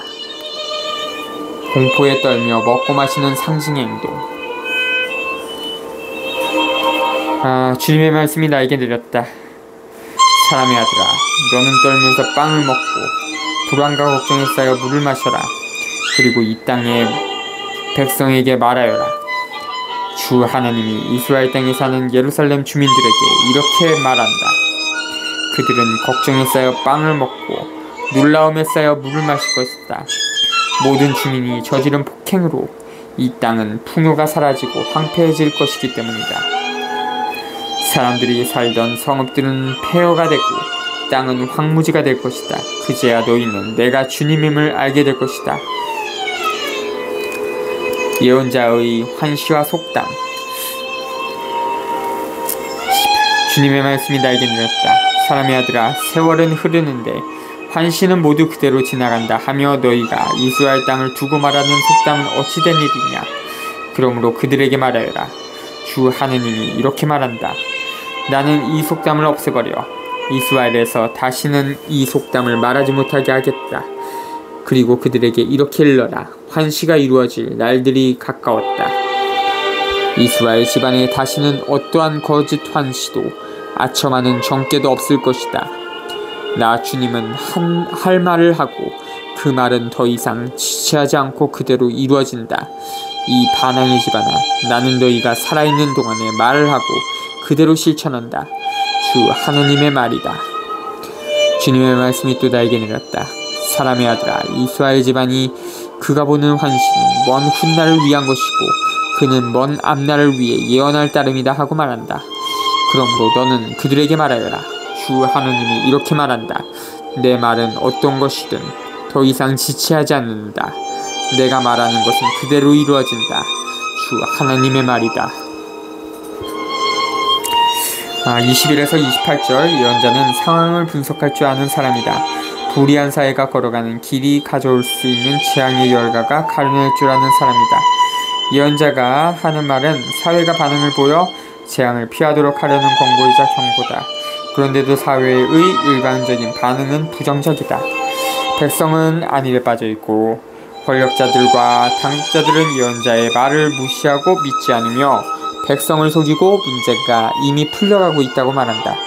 사람들은 일반적으로 극한 상황에서만 사태를 깨닫는다. 그래서 권력자들과 당국자들은 무슨 수를 써서라도 백성이 사태가 심각함을 깨닫지 못하게 하려고 애쓴다. 거짓 예언자들 13. 주님의 말씀이 나에게 내렸다. 사람의 아들아, 예언한다고 하는 이스라엘의 예언자들을 거슬러 예언하여라. 지 마음대로 예언하는 자들에게 말하여라. 너희는 주님의 말을 들어라. 주 하느님이 이렇게 말한다. 불행하여라. 본 것 하나 없이 지 영을 따르는 어리석은 예언자들. 이스라엘아, 너희 예언자들은 폐허 속의 여우와 같다. 너희는 성벽이 무너진 곳으로 올라가지 않았다.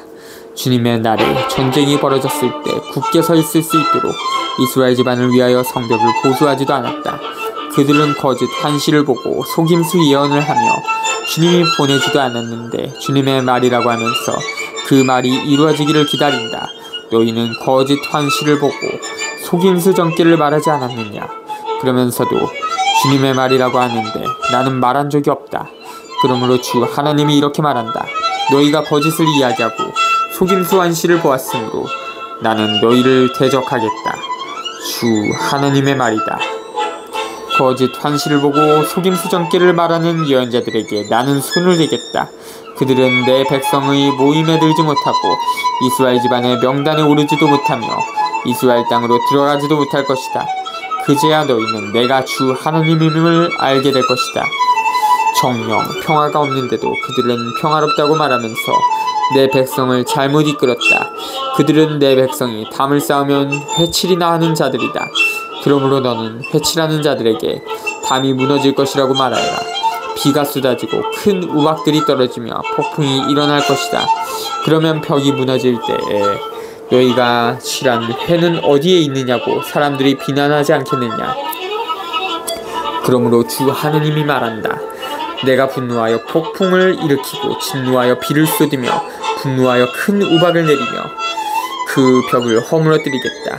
나는 너희가 회칠한 그 벽을 허물어고 땅바닥에 쓰러뜨려 바탕까지 드러나게 하겠다. 그것이 무너지면 너희는 거기에 깔려 죽을 것이다. 그때야 너희는 내가 주님임을 알게 될 것이다. 나는 이렇게 그 벽과 거기에 회칠한 자들에게 내 화를 다 쏟고 나서 너희에게 말하겠다. 벽도 없고 거기에 회칠한 자들도 없다고. 10조. 곧 예루살렘을 두고 예언하며 평화가 없는데도 예루살렘에 관하여 평화의 환시를 보는 이스라엘의 예언자들도 없다고 말하겠다. 주 하나님의 말이다.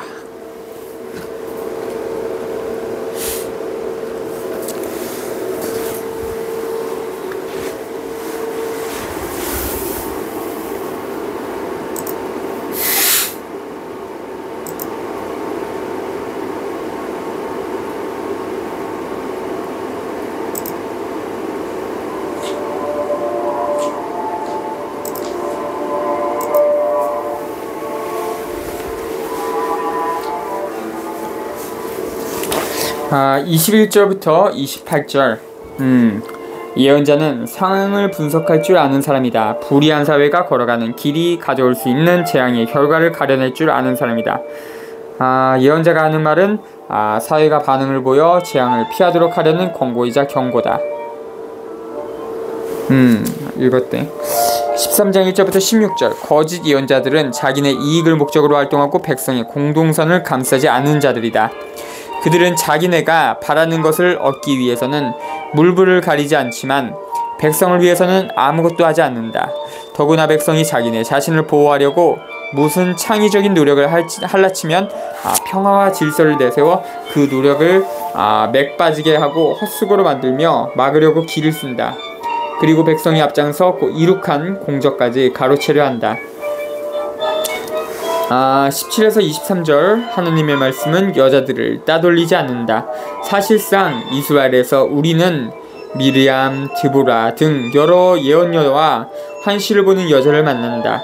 불안한 생활을 하는 백성은 어려운 상황에서 방향을 제시하고 권고를 주고 사물과 사건을 가려내게 해주는 사람을 찾으면서 살아간다.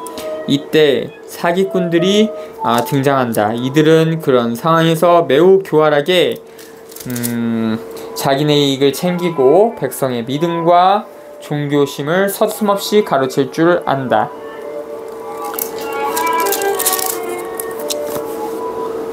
거짓 여예언자들. 너 사람의 아들아, 네 동포 가운데 지 마음대로 예언하는 여자들을 주목하고 그들을 거슬러 예언하여라. 너는 말하여라. 주 하나님이 이렇게 말한다. 불행하여라. 사람 목숨을 사냥하려고 손목마다 띠를 두르고 온갖 키에 맞추어 머리에 쓰는 너울을 만드는 여자들. 너희가 내 백성의 목숨을 사냥하면서 너희의 목숨은 부지할 듯 싶으냐. 너희는 거짓말을 곧이 듣는 내 백성에게 거짓말을 하여 죽어서는 안 될 사람들을 죽이고 살아서는 안 될 사람들을 살려 보리 몇 줌과 빵 몇 조각 때문에 내 백성 앞에서 나를 욕되게 하였다. 그러므로 주 하나님이 이렇게 말한다. 새를 잡듯이 사람의 목숨을 잡는 데에 쓰는 너희의 띠들을 가만두지 않겠다. 내가 그것들을 너희 팔에서 찢어내버리고 너희가 새를 잡듯이 사냥한 목숨들을 놓아주겠다. 또 너희의 너울을 찢어버리고 너희 손에서 내 백성을 구해내어 그들이 다시는 너희 손에 사냥감이 되지 않게 하겠다. 그제야 너희는 내가 주님임을 알게 될 것이다. 내가 의인을 괴롭히지 않았는데도 너희는 속임수로 의인의 마음을 슬프게 하고 악인의 손을 거두려 그가 자기의 악한 길에서 돌아와 자기 목숨을 살리게 하지 않았다. 그러므로 너희는 더 이상 거짓으로라도 환시를 보지 못하고 어떤 점괘도 말하지 못할 것이다. 그리하여 나는 내 백성을 너희 손에서 구해내겠다. 그제야 너희는 내가 주님임을 알게 될 것이다.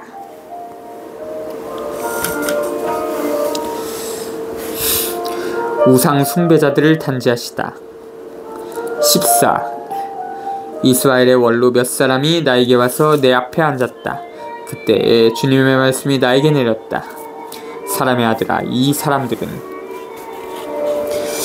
자기 우상들을 마음에 품고 자기들을 죄에 빠뜨리는 걸림돌을 지 앞에다 모셔놓은 자들이다. 내가 어찌 이런 자들의 문의를 받을 수가 있겠느냐. 그러므로 그들에게 일러라. 주 하나님이 이렇게 말한다. 누구든지 이스라엘 집안에 속한 사람으로서 자기 우상들을 마음에 품고 자기를 죄에 빠뜨리는 걸림돌을 지 앞에다 놓은 채 예언자에게 오면 그 많은 우상 때문에 나 주님이 직접 그에게 대답하겠다. 그리하여 자기들의 그 모든 우상 때문에 나에게 등을 돌린 이스라엘 집안의 마음을 사로잡겠다. 그러므로 이스라엘 집안에게 말하여라. 주 하나님이 이렇게 말한다. 돌아와라. 너희 우상들에게서 돌아와라. 너희의 그 모든 역겨운 것에서 얼굴을 돌려라. 누구든지 이스라엘 집안에 속한 사람이든 이스라엘에 머무르는 이방인이든 나에게 등을 돌려 자기 우상을 마음에 품고 자기를 죄에 빠뜨리는 걸림돌을 지 앞에다 놓은 채 예언자를 통하여 나에게 문의하려고 그에게 가면 나 주님이 직접 그에게 대답하겠다. 나는 그 사람에게 얼굴을 돌려 그를 표징과 속담거리로 만들고 내 백성 가운데에서 잘라내겠다. 그제야 너희는 내가 주님임을 알게 될 것이다. 그런데 만일 예언자가 속아 넘어가서 무슨 말을 선포하였다면 이는 나 주님이 그 예언자를 속인 것이다. 나는 그에게 손을 뻗어 그를 내 백성 이스라엘 가운데에서 없애버리겠다. 그들은 자기들의 죄값을 짊어져야 한다. 문의하는 자의 죄나 예언자의 죄나 마찬가지다. 그래서 이스라엘 집안이 다시는 나를 떠나 헤매지 않고 온갖 죄악으로 자신을 부정하게 만들지 않도록 그들은 나의 백성이 되게 하고 나는 그들의 하나님이 되려는 것이다. 주 하나님의 말이다. 14장 1절부터 11절. 우상 숭배는 살아계시는 하나님을 우상 또는 거짓 신으로 바꿔놓는 것을 뜻한다. 우상 숭배란 상대적인 것을 정죄화하는 것을 말한다. 절대화하는 것을 말한다. 살아계신 하나님께서는 모든 사람을 자유롭게 하여 살리는 사랑과 정의를 실현하려고 하신다. 그와 반대로 우상은 삐뚤어진 현실과 불의한 계획이 낳은 열매이다. 불의한 계획은 몇몇 사람에게만 자유와 생명을 주고 절대다수 사람들에게는 노예살이와 죽음을 안겨준다. 우상 숭배의 절정은 마음을 전적으로 썩게 하는 데 있다. 썩은 양심은 우상 숭배의 결과를 깨닫지 못한다. 사태가 그 지경에 이르면 이미 고칠 길이 없다. 예를 들어서 예언자의 권고도 아무짝에도 쓸모가 없다. 양심과 마음이 아주 썩어버린 사람에게 그 양심을 회복할 수 있는 유일한 수단은 재앙을 가져다주는 우상 숭배의 결과를 겪는 일이다. 12절부터 23절. 요나, 다니엘, 욥은 올바른 사람들의 본보기였다. 에제키엘 예언자는 그 올바른 사람들마저도 살아계신 하나님을 버리고 우상 숭배의 불의와 더불어 썩은 사회를 구할 수 없었다고 말한다. 예언자의 현실 감각은 무섭다. 어떤 사람들이 살아남았다면 그것은 그들이 정의를 행했기 때문이 아니라는 것이다. 그 생존자들의 모습과 행실이 사회가 망한 원인을 설명해 주리라는 것이다. 막을 수 없는 하나님의 심판. 12. 주님의 말씀이 나에게 내렸다. 사람의 아들아, 어떤 나라가 배신하여 나에게 죄를 지었기 때문에 내가 손을 뻗어 그 나라의 양식을 끊어버리고 그 나라의 굶주림을 보내어 거기에서 사람과 짐승을 잘라낸다고 하자. 비록 그곳에 노아와 다니엘과 욥 이 세 사람이 있다 하더라도 그들은 자기들의 의로움으로 지 목숨만 구할 수 있을 따름이다. 주 하나님의 말이다.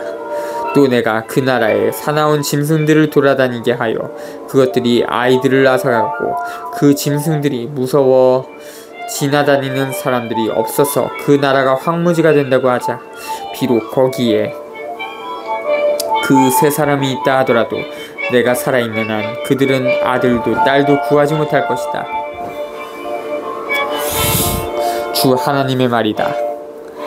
그들은 자신만 구할 수 있을 뿐 그 나라는 황무지가 될 것이다.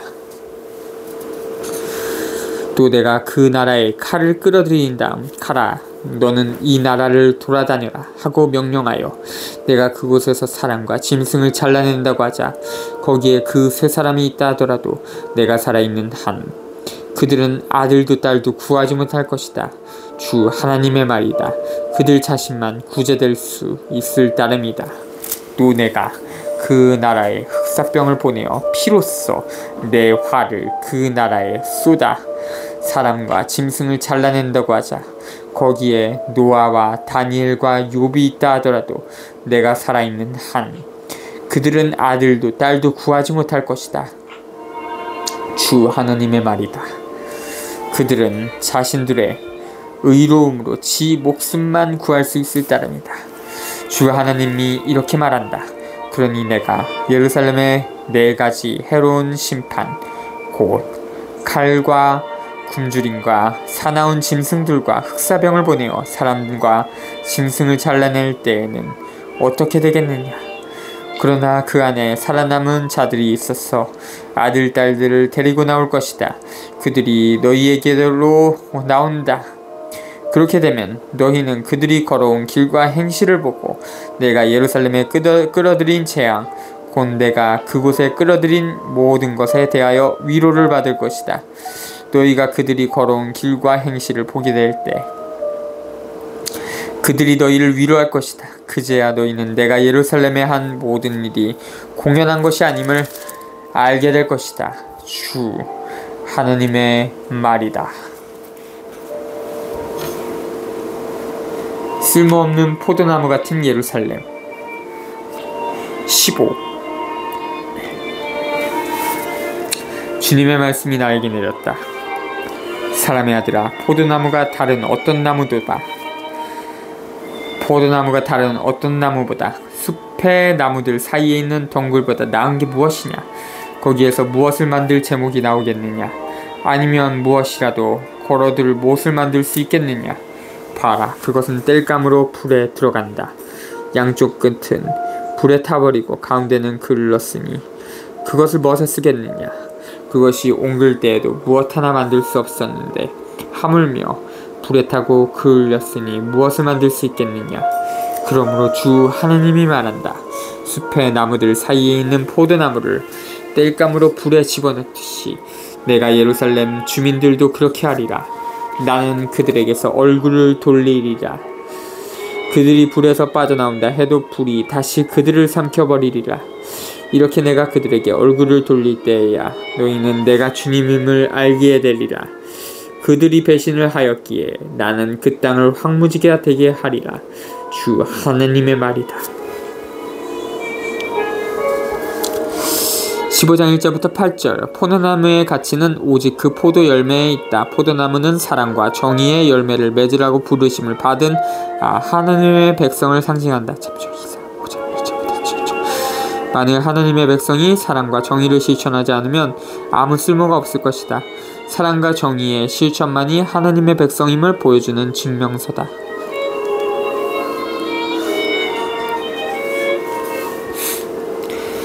예루살렘의 역사, 부정한 아내의 역사.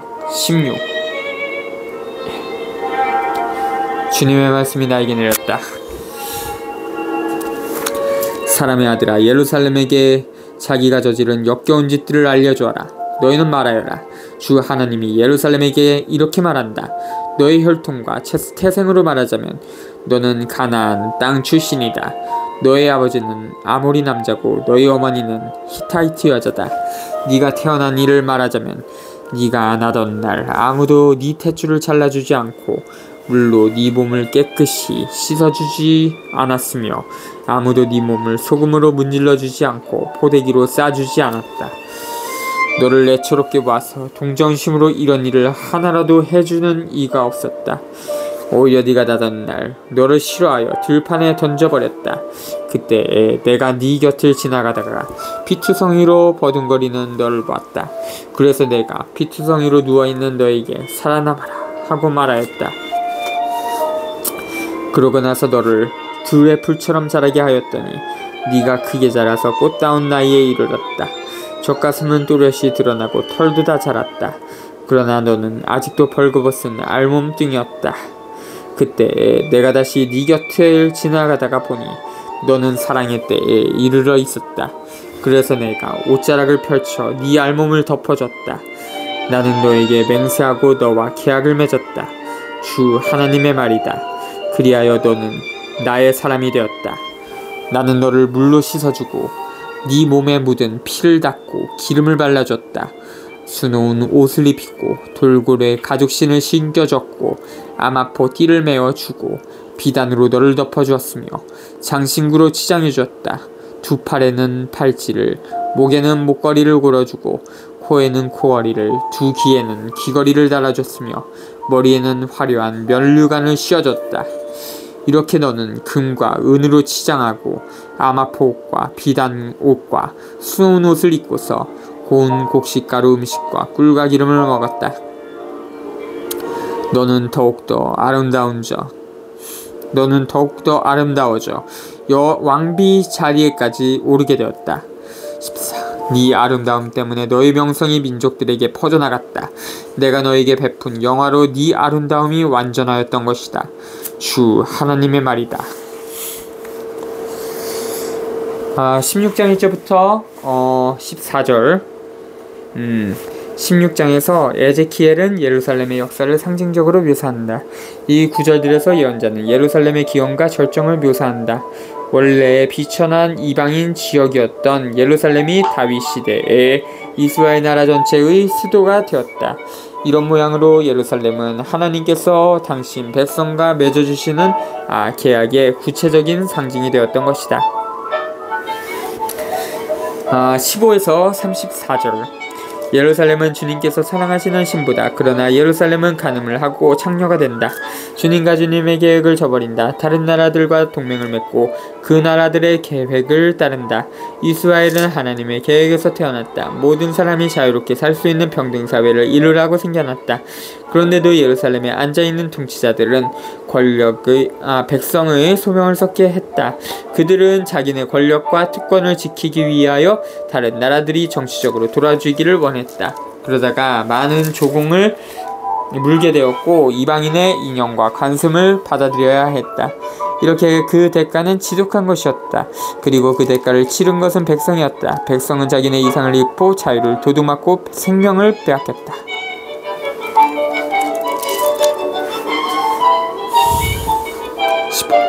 그런데 너는 네 아름다움을 잊고 네 명성에 힘입어 불륜을 저질렀다. 지나가는 아무하거나 마구 불륜을 저질렀다. 네 옷들을 가져다가 울긋불긋한 산당들을 꾸미고 그 위에서 불륜을 저질렀다. 그런 일은 전에도 없었고 앞으로도 없을 것이다. 또 너는 내가 준 금은 폐물들을 가져다가 남자 형상들을 만들어 놓고 그것들과 불륜을 저질렀다. 너의 수놓은 옷들을 가져다가 그것들에게 입히고 나의 기름과 향을 그것들 앞에 가져다 놨다. 내가 너에게 준 양식 곧 내가 너에게 먹으라고 준 고운 곡식 가루와 기름과 꿀을 그것들 앞에 향기로운 제물로 가져다 놨다. 너는 정말 그렇게 하였다. 주 하나님의 말이다. 그리고 너는 네가 나에게 낳아준 아들 딸들을 데려다가 그것들에게 양식으로 바쳤다. 너의 그 탕녀짓만으로는 모자랐단 말이냐. 너는 내 아들들을 잡아 바쳤다. 불속을 지나게 하여 내 아들들을 그것들에게 바쳤다. 이 모든 역겨운 짓과 불륜을 저지르면서 너는 벌거벗은 알몸뚱이로 지내던 피투성이로 버둥거리던 네 어린 시절을 기억하지 않았다. 너는 불행하여라. 주 하나님의 말이다. 이 모든 악행을 저지른 다음에도 너는 단을 쌓고 광장마다 대를 만들었다. 너는 길 어기마다 대를 쌓고서는 지나가는 아무에게나 두 다리를 벌려 수없이 불륜을 저지르며 네 아름다움을 더럽혔다. 너는 몸이 큰 네 이웃 이집트인들과도 불륜을 저질렀다. 수없이 불륜을 저질러 내 화를 돋우었다.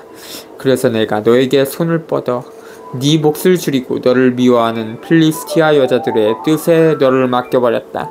그들마저 네가 걸어온 추잡한 길을 수치스럽게 여겼다. 그러고도 너는 성이 차지 않아 아시리아 사람들과 불륜을 저질렀다. 그들과 불륜을 저지르고도 성이 차지 않자 너는 저 상인들의 나라 칼데아와 수많은 불륜을 저질렀다. 그렇게 하고도 너는 성이 차지 않았다. 주 하나님의 말이다. 네 마음이 얼마나 달아올랐으면 뻔뻔스러운 창녀들이나 하는 이런 모든 짓을 하였느냐. 기러기마다 단을 쌓고 광장마다 대를 만들었다니. 기러기마다 단을 쌓고 광장마다 대를 만들었으니 말이다. 그러면서도 해옥값을 깔보아 마다하였으니 너는 여느 창녀와 같지도 않구나. 오히려 남편 아닌 낯선 자들을 받아들여 간통하는 여자와 같다. 창녀들은 몸값을 받는 법이다. 그러나 너는 네 모든 정부에게 노름차를 주었다. 불륜을 저지르는 너에게로 사방에서 모여들도록 그들에게 선물을 줬다. 이렇게 너는 불륜을 저지르면서도 다른 여자들과는 반대로 하였다. 누가 정을 통하려고 너를 따라온 것도 아니고 네가 해옥값을 받는 것이 아니라 오히려 해옥값을 내주니 너는 반대로 한 것이다. 그러니 이 탕녀야, 주님의 말을 들어라. 주 하느님이 이렇게 말한다. 네가 정부들과 너의 그 모든 역겨운 우상과 불륜을 저지르면서 치부를 보이고 알몸을 드러내었으므로, 그리고 그것들에게 스스로 바친 네 자식들의 피 때문에 나는 너를 미워하는 자들뿐만 아니라 네가 함께 즐기던 정부들과 네가 사랑하던 자들을 모두 모아들이겠다. 그들을 사방에서 너에게로 모아들인 다음 그들 앞에서 네 알몸을 드러내어 그들이 그 알몸을 다 보게 하겠다. 나는 간음하고 살인한 여자들을 재판하듯 너를 재판하고 분노와 질투로 너에게 살인죄의 벌을 내리겠다. 내가 너를 그들의 손에 넘기리니 그들은 네 단을 허물고 대를 무너뜨리며 옷을 벗기고 폐물들을 빼앗은 다음 너를 벌거벗은 알몸뚱이로 버려둘 것이다. 그들은 패거리를 몰고 올라와서 너에게 돌을 던지고 칼로 너를 토막낼 것이다. 너의 집들을 불사르고 많은 여자들이 보는 앞에서 너에게 벌을 내릴 것이다. 나는 이렇게 너의 탕녀짓에 끝장을 내고 다시는 회옷값을 주지 못하게 하겠다. 그제야 너에 대한 나의 화가 풀리고 내 질투가 너에게서 사그라질 것이다. 마음이 가라앉아 내가 다시는 분노를 터뜨리지 않을 것이다. 43. 봐라, 속담을 짓는 이들은 모두 너를 두고 그 어머니의 그 딸이라고 말할 것이다. 35에서 43절. 예루살렘의 부정부패가 아주 심해져서 심판을 불러들인다. 심판은 현실을 있는 그대로 보여주는 데 있다. 선고를 받는다는 것은 그 사실의 결과를 견뎌야 함을 뜻한다. 예루살렘은 망하고 말 것이다. 왜냐하면 부정부패는 언제나 멸망을 가져다 주기 때문이다.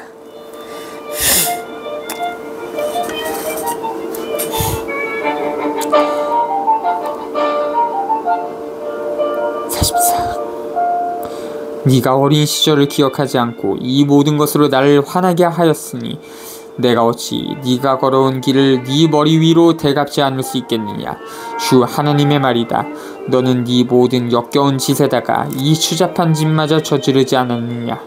네가 바로 남편과 자식들을 미워하던 그 어머니의 딸이고 네가 바로 남편과 자식들을 미워하던 그 자매들의 동기다. 너희 어머니는 히타이트 여자고 아버지는 아모리 남자다.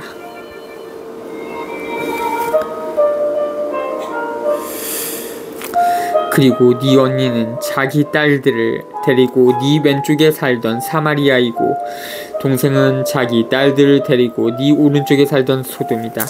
너는 그들의 길을 따라가고 그들의 역겨운 짓을 따라할 뿐만 아니라 오히려 짧은 시간에 네가 걷는 모든 길에서 그들보다 더 타락하였다. 주 하나님의 말이다. 내 생명을 걸고 말하는데 네 동생 소돔과 그 딸들은 네가 네 딸들과 함께 한 것만큼은 결코 하지 않았다.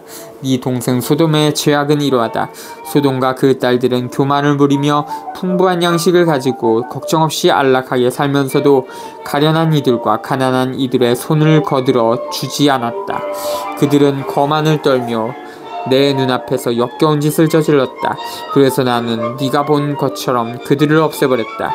사마리아는 네가 지은 죄의 반만큼도 죄 짓지 않았다. 너는 역겨운 짓들을 그들보다 더 많이 하였다. 네가 저지른 그 모든 역겨운 짓으로 너의 자매들이 오히려 의롭게 여겨지도록 만들었다. 네 자매들보다 더 역겹게 행동하고 죄를 지어 그들이 유리한 판결을 받게 하였으니 너도 마땅한 수치를 당하여라. 네 자매들이 오히려 너보다 더 의롭게 여겨진다. 네가 이렇게 네 자매들이 의롭게 여겨지도록 만들었으니 너도 부끄러워하면서 마땅한 수치를 당하여라. 나는 그들의 운명을, 소돔과 그 딸들의 운명을, 사마리아와 그 딸들의 운명을 되돌리겠다. 그들과 함께 너의 운명도 되돌리겠다. 그것은 네가 마땅한 수치를 당하고 네가 저지른 모든 것을 수치스럽게 여겨 그들을 위로하게 하려는 것이다. 너의 자매들 곧 소돔과 그 딸들이 예전 상태로 돌아가고 사마리아와 그 딸들이 예전 상태로 돌아갈 때 너와 네 딸들도 예전 상태로 돌아갈 것이다. 네가 교만하던 때에는 네 동생 소돔이 네 이야깃거리가 아니었느냐.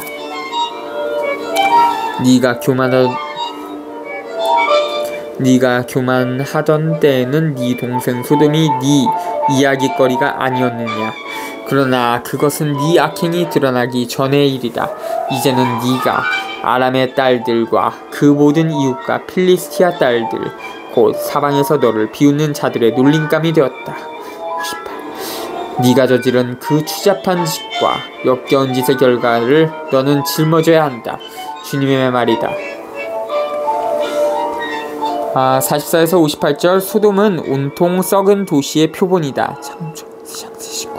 북부 왕국의 수도 사마리아는 주전 722년에 허물어졌다. 우상숭배 때문이었다. 소돔과 사마리아보다 더 나쁜 것은 예루살렘이다. 예루살렘은 백성 전체의 생생한 중심이 되라고 선택을 받았다. 그런데 예루살렘 안에는 부정부패와 우상숭배가 가득 찼다. 그에 비하면 소돔과 사마리아가 거룩하게까지 보인다. 59에서 63절. 이 구절들은 아마 뒤에 가서 붙였을 것이다. 이 구절들은 앞에서 묘사한 재앙의 상황 속에 희망의 기운을 들여보내려고 애쓴다. 계약에 대한 주님의 충실하심은 당신 백성의 불충실함보다 훨씬 강하다.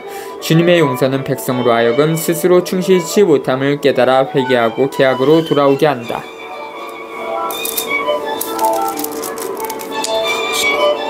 주 하느님이 이렇게 말한다. 나는 네가 한 대로 너에게 해주겠다. 너는 맹세를 무시하여 계약을 깨뜨렸다. 그러나 나는 네가 어린 시절에 너와 맺은 내 계약을 기억하고 너와 영원한 계약을 세우겠다. 너와 맺은 계약에는 들어있지 않지만 내가 네 동생들과 함께 네 언니들도 데려다가 너에게 딸로 삼아주면 너는 네가 걸어온 길을 기억하고 수치스러워할 것이다. 이렇게 내가 너와 계약을 세우면 그제야 너는 내가 주님임을 알게 될 것이다. 63. 이는 네가 저지른 모든 일을 내가 용서할 때 네가 지난 일을 기억하고 부끄러워하며 수치 때문에 입을 열지 못하게 하려는 것이다. 주 하나님의 말이다.